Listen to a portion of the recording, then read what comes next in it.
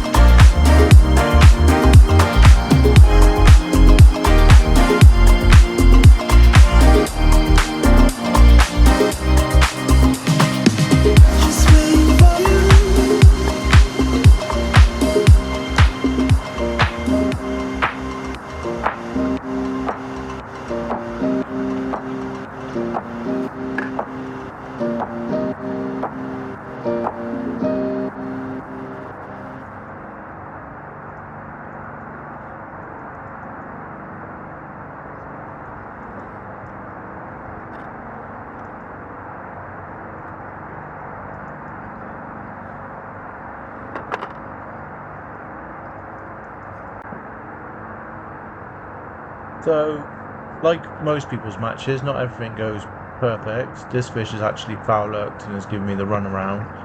So this is what I like about this elastic. It's still quite soft and yet powerful. So just like sort of in the transition where the fish is still fighting reasonably hard, but you can't fish like your normal sort of 2.5 mil or even 2.8 mil. So it's just going to get loads of hook pulls. And talking of pulls, my landing net's just come apart. Nightmare. So best thing to do is not panic. And obviously this fish was really important, as you probably see if you watch it to the end, how tight the weights were. So lucky enough I got it back. It didn't snap. Yes, it is Maver, but it didn't snap. So be braver, try Maver. It just come apart, so my fault. Undoubtedly just didn't put it together properly. So yeah, got this back together. Taking the time, not ideal. As you can see, I stripped a lot of elastic out from the puller bungs. The roller puller bungs are awesome.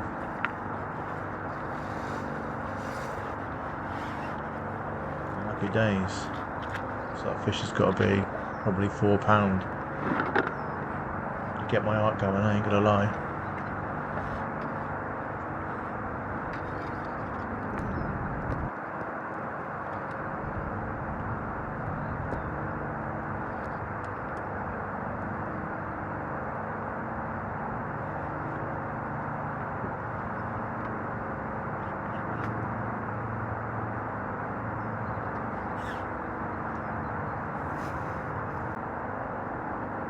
So with 15-ish minutes of dobbing, didn't catch, then having a good run, catching against the far bank with pellets.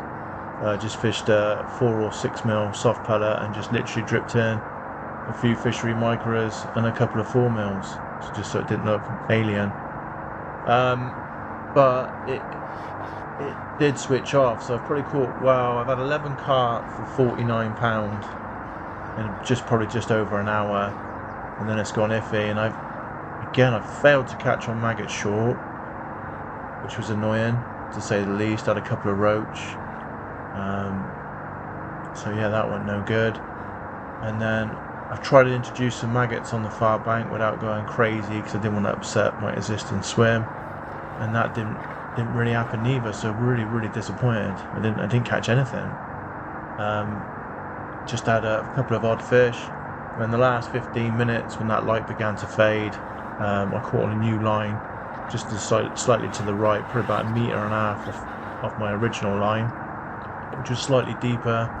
And I've had 3 carp and a barbel, which was crucial. At this point, to be honest with you, I thought it was actually probably last. Curtis started to catch well, short. He's had some barbel and a couple of carp, and either end started catching. So I had Ginge next to me on peg 3, and he started catching well, like on a top kit down his edge. He's catching barbel on a chuck.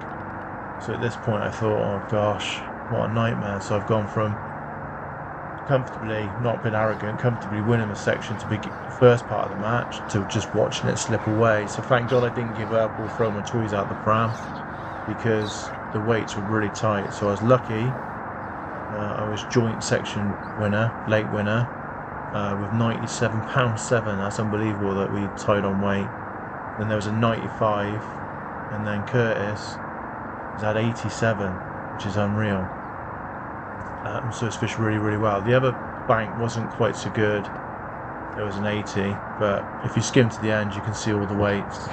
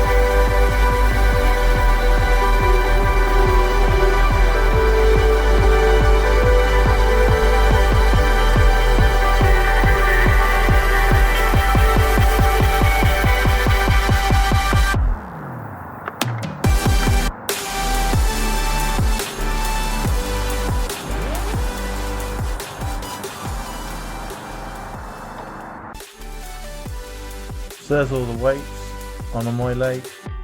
All shoe fish quite well, so fair play. Might want to pause it. There's all the weights.